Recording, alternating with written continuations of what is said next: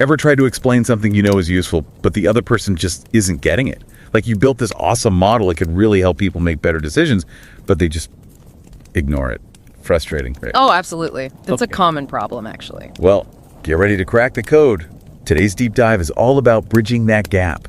We're tackling models and managers, the concept of a decision calculus. By John D.C. a classic. Right, published back in 1970. Wow, talk about ahead of his time. Seriously, this paper is like legendary in the field, and for good reason. It tackles this whole disconnect head on. It really does. Okay, so Little doesn't mess around. He comes right out and says, managers often just refuse to use models. Flat out. Why? What's the deal? Well, he points out some hard truths, like finding a good model. It's not easy. Yeah, I can see that. A lot of models are built for academics, researchers, not the people in the thick of it actually making the calls. Okay, so it's like you get handed this amazing toolbox, right? But none of the tools make any sense. Exactly. And even if you find a model that seems promising, good luck getting it to work. What do you mean? Data. Little talks about this constantly. Finding reliable information to feed these models. Huge obstacle. Huge. It's like having this high-powered race car, but no fuel. Perfect analogy. And then there's the whole black box problem. Oh, yeah. Managers, they hate feeling lost. Like they're just blindly following some formula they don't understand. They got to know what's going on under the hood. Exactly. And if they don't, they'll go back to their own simplified ways of thinking, even if those are less accurate, you know? So it's about trust, transparency. 100%. And you know what else Little points out? Hit me. Sometimes, even the models built with the best intentions, they still miss the mark. They leave out important detail. Like what? Stuff that's hard to measure. Or things nobody even thought to include at the beginning, but those things, they matter. Yeah, that's a recipe for disaster. Exactly. Okay, I'm starting to feel for these managers. They're stuck. Either the model's too complicated, needs a ton of data, or it's leaving out something vital. And that is precisely where Little's big idea comes in. The decision calculus. Decision calculus. Yeah. Okay, gotta be honest, that sounds kind of intimidating. The name, maybe, but the idea itself, think of it like a Swiss Army knife. Okay. It's versatile, reliable, and it's built for the real world. Okay, I like where this is going. So Little says a good decision calculus needs to be simple. Simple, like I don't need a PhD to understand it's simple. Exactly, like a well-written recipe. Okay. Easy to grasp. But just like that recipe, it needs to be robust too. Robust, meaning... No matter what you throw at it, what ingredients you use, how much you still end up with something delicious. In this case, delicious equals good decisions. Okay, I'm really liking this recipe comparison. So simple, robust. Yeah. What else? Control. A good decision calculus. It puts the manager in the driver's seat. So it's not about the model, like dictating things. It's about giving them the info they need to make good choices. Exactly. It's a tool. And speaking of tools, it needs to be adaptable too. Adaptable how? A good decision calculus, it can change and evolve as new information comes in. The business world is constantly shifting, right? Right, so it can't be stuck in its ways. Exactly. And it has to be dot complete. You can't just ignore the messy stuff, the hard to measure parts. So no more sweeping those things under the rug? Nope. Tackle them head on. And finally, it has to be easy to communicate with. Meaning? Quick, clear input, quick, clear output, no waiting weeks for a report, no deciphering jargon. So we're talking about a user-friendly interface. Something even the least tech-savvy manager can navigate. Exactly. Clarity and usability. Key. Makes sense, makes sense.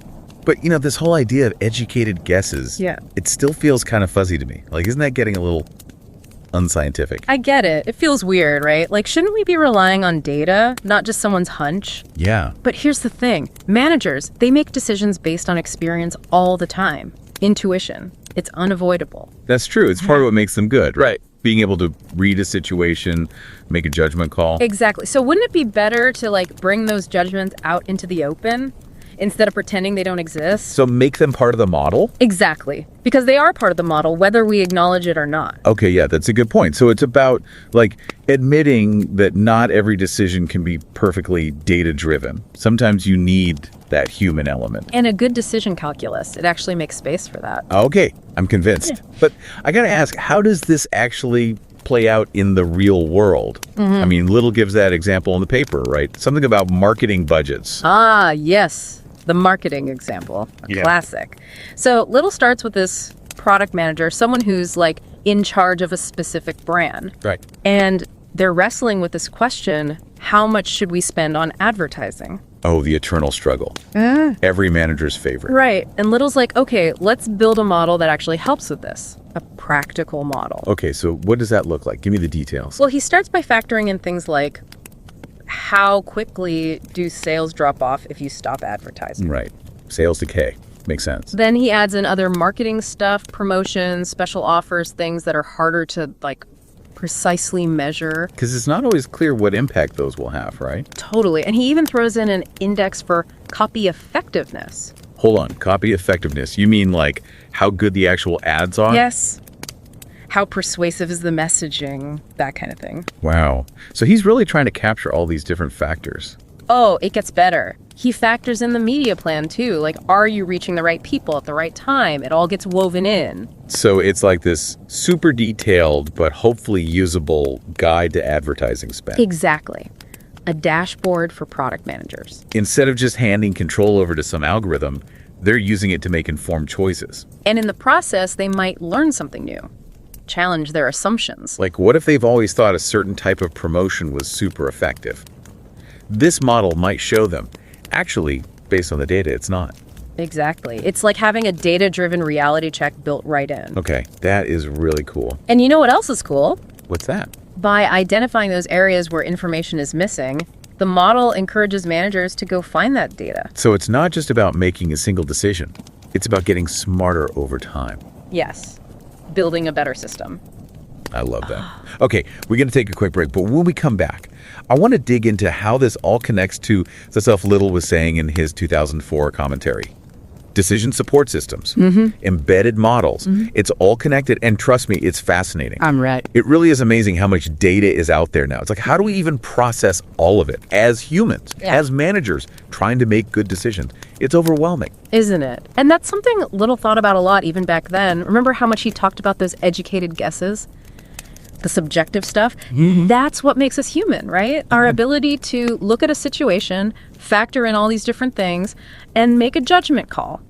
Data is important, but it's not everything. It's like that saying, it's not what you know, it's what you do with it. Exactly. And that's why this whole decision calculus thing still matters. It's not about letting the algorithms take over. It's about figuring out how data and human judgment can work together. Like a partnership. Yes. And like any good partnership, it needs trust, clear communication. Okay, but how do we actually make that happen in the real world with deadlines and pressure and all this data flying around? It takes effort, that's for sure. But I think it starts with building a culture of critical thinking, questioning assumptions. Even if those assumptions are coming from an algorithm. Especially then, don't just blindly accept what the model spits out, no matter how fancy it is. So, healthy skepticism, even towards the data itself. Exactly. Dig deeper, ask why, get different perspectives. And that's where those things Little was talking about, transparency, control, they become super important. Because if you don't understand how the model works, you're basically just letting it make decisions for you.